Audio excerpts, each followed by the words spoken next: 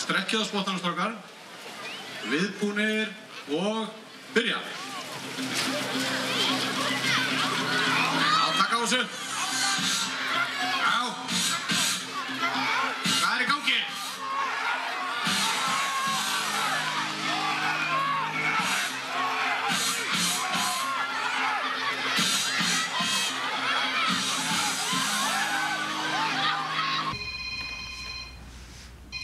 Sonja? Heyrðu, ókei. Já. Ókei, ég með smá upptekinn, ég heyri þér. Ókei, bye. Það sjóndagshelgin og ég ætla að nýta tækifærið og bruna á Neskustad og hitta strákan á Barða sem ég er búin að vera að vinna með svolítið markvisst núna í 2 ár. Þannig að ég ætla að hitta á þá og impra á nokkrum atriðum sem ég tel vera mikilvæg.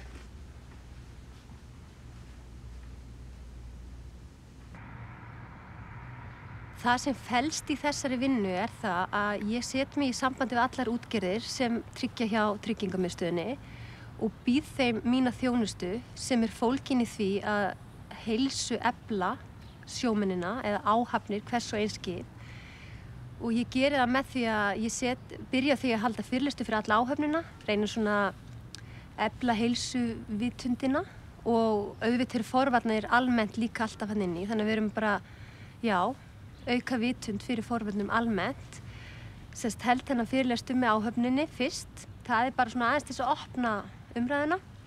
Og svo set ég mig í samband við skipstjóra og kokk, eða kokka. Og við förum svona yfir hvað má bæta. En þetta er ekkert gert bara, þú veist, það er engin bylting. Þetta er gert hægt og rólega, það hefur reynt að taka einhverja matvöru út og setja einhverja inn, auka þetta og annað slíkt. Þannig að mjög mikil vinna fyrir gegnum kokkana og skipstjóran. Skiptir mjög miklu máli að skipstjóran sé jákvæður fyrir þessu. Og svo reyni ég að vera með heilsueflingu, reyna að fá til þess að hreyfa sér reglulega um borð og heima og geri það með því að koma með fyrirlestra þegar þeir eru að fara út. Þannig að þetta er svona markvisst ákveðin margir fyrirlestra sem hver áhöfn fær.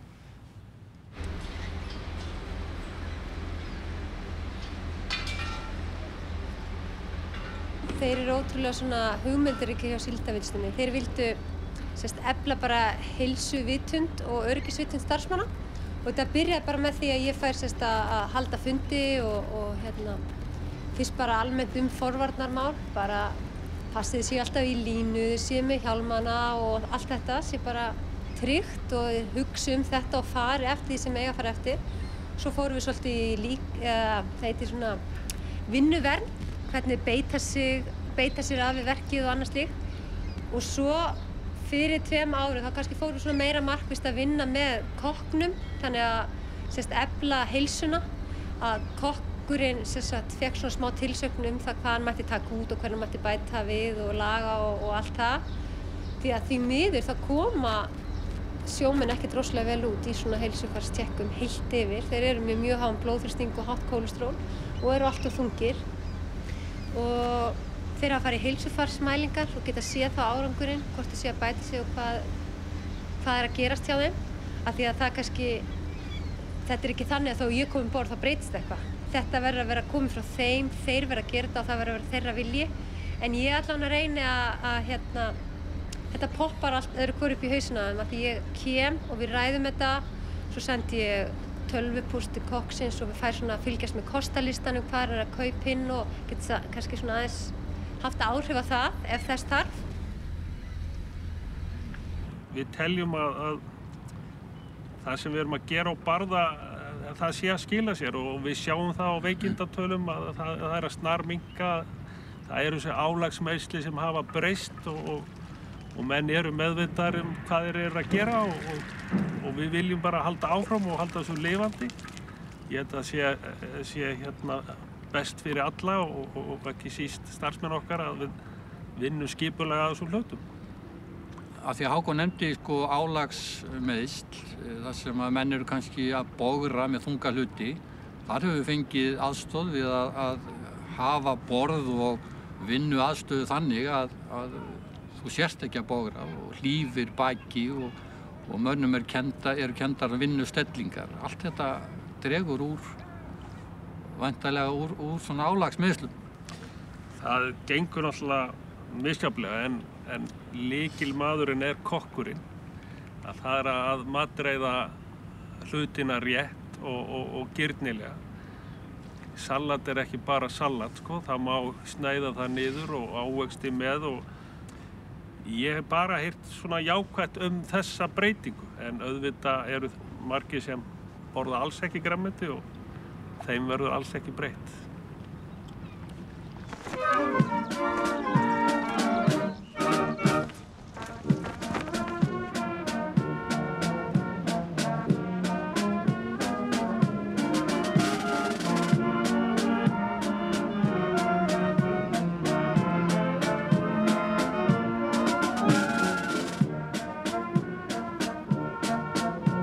Ég veit að þeir eru aðeins komið með áhættumat í gang, það ekki rétt hjá mér? Já.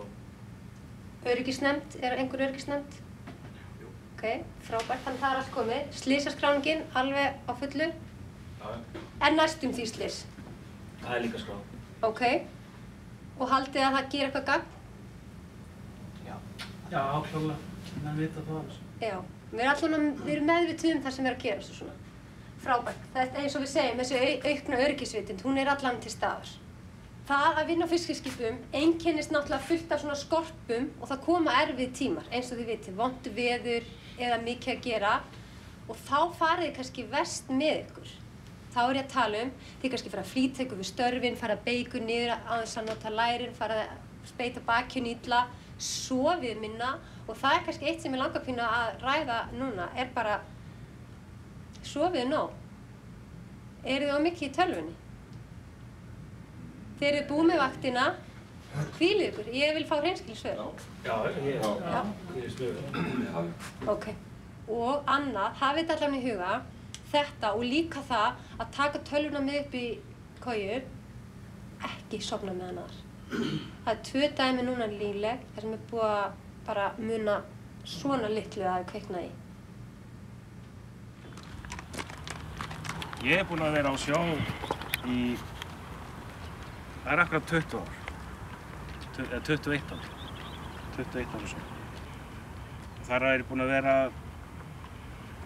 núna ég búinn að vera einhver 8 ár sem stýrimaður og afleysingaskipstjóri. Ég minnir að það hafi verið hérna í byrjun árs, eða haustið 2008 eða byrjun árs 2009 sem Sonja kemur fyrst og ræðir þetta við okkur. Og þá erum við settir í svona heilsufarspróf. Það eru allir vigtaðir og mældir í bak og fyrir. Svo var það gert aftur árið seinna og það var töluverð breytingar og allt til góðs. Það það aðalega þetta sko að vera að taka út þessa fitu alltaf. Það ekki djúpsteikta franska lengur, það steiktar inn í ofni og það hérna bara létt mjólk en ekki ný mjólk. Og svo búið að hérna, þetta bara svona margar smáa breytingar sem að leggst á bara og verður eitt stórt. Sko. Þar á meðal var sko bætt vel við hjá okkur í líkamsræktaraðstöðinu borð, keyrt hjól og hlaupabraut og misnotað náttúrulega af mörgum. En hérna, flestir hafa tekið rosalega vel í þetta og menn hafa verið að léttast og menn eru farnir að hreyfa sig mun meira. Og allt þetta leggst þetta náttúrulega á eitt bara hvað varðar almenn lífsgæði hjá mönnum, bæði andlegu og líkamlegu.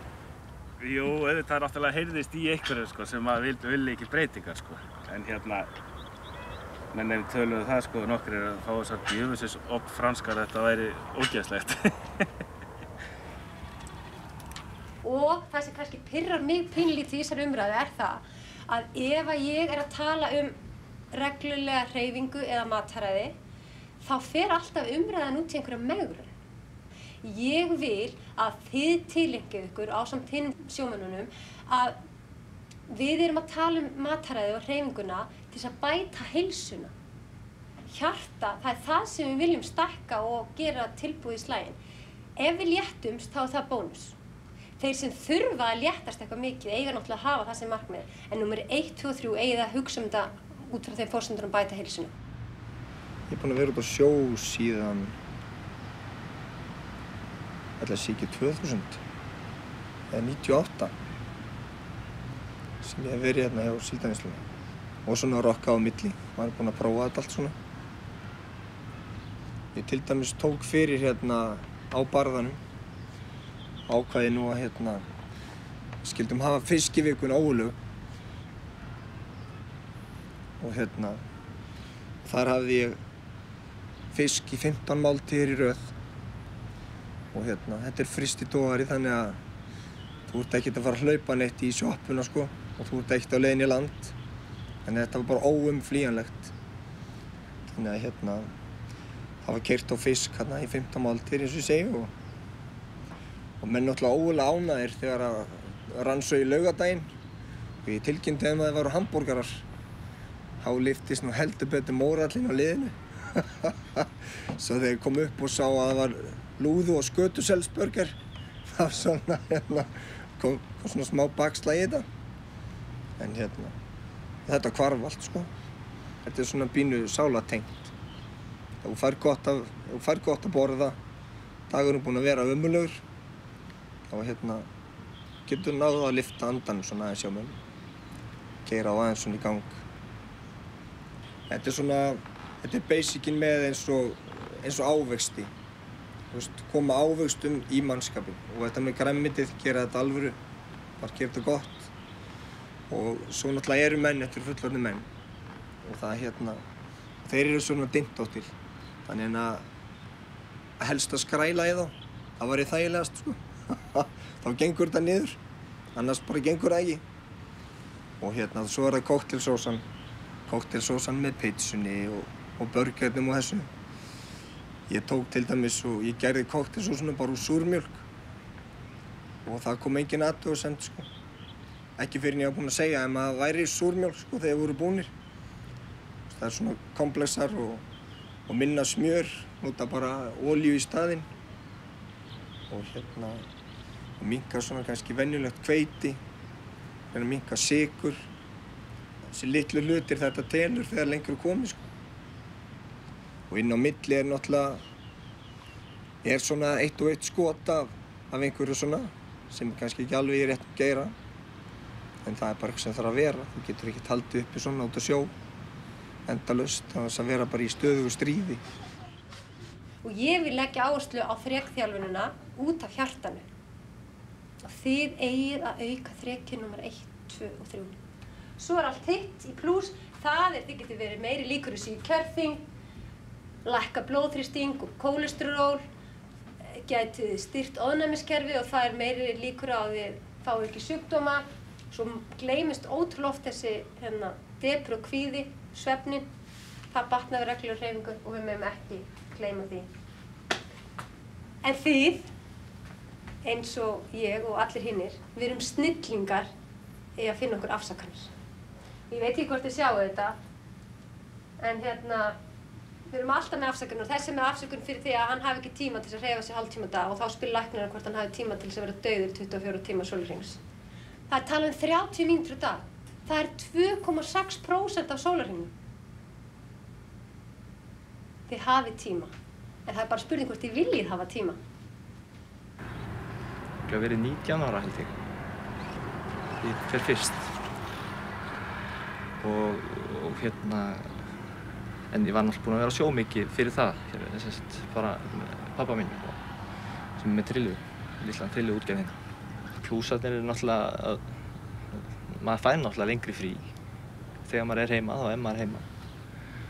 Og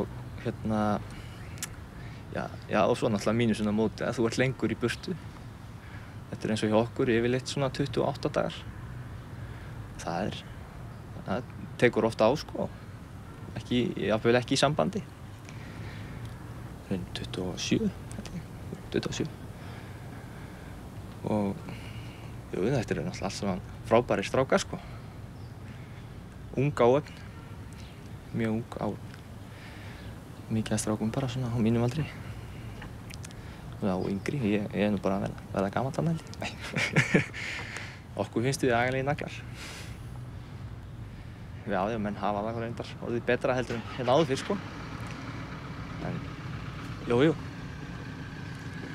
Menn eru orðnir of þungir. Ætli menn fá bara ekki meira að borða. reynt honum frekar með því heldur en að þetta ennþá erfið vinna. Það vantar ekkert upp á það.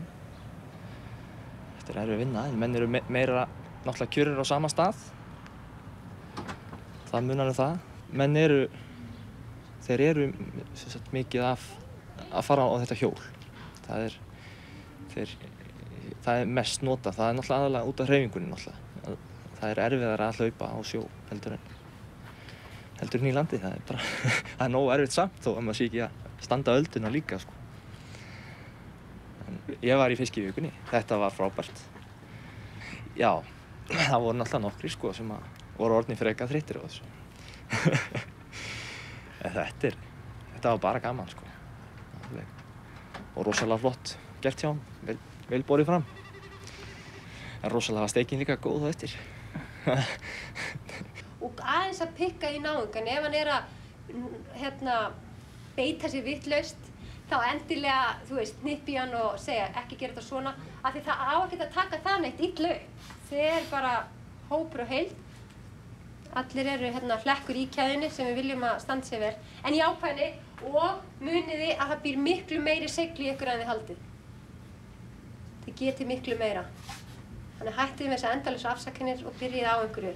Þið getið væl. Og bara njótið þess að vera til og þakkið fyrir það sem þið hafið. Við gleymum því líka allt of oft. Annars ætla ég bara að segja takk. Sjáum sem fyrst. Takk fyrir.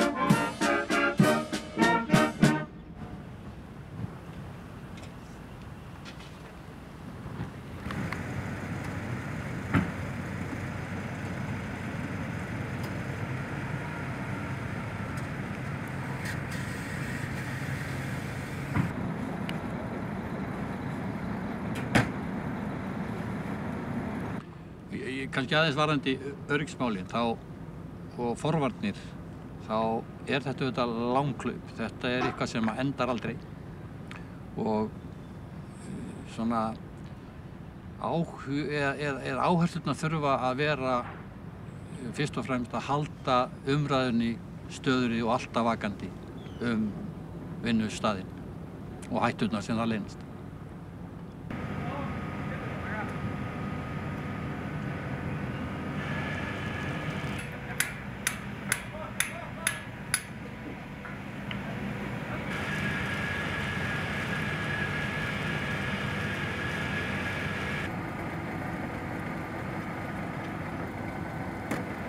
Þessi mælanlegur árangur sem við höfum séð, eða erum að tala það er ekki endilega einhver kílómissir eða aukinn þrektala, heldur það er miklu auðveldara að sjá þetta í fækkun vinnuslysa, færri veikindadagar og annað slíkt, og ég held að það sé bara almenn vitundavakning þetta.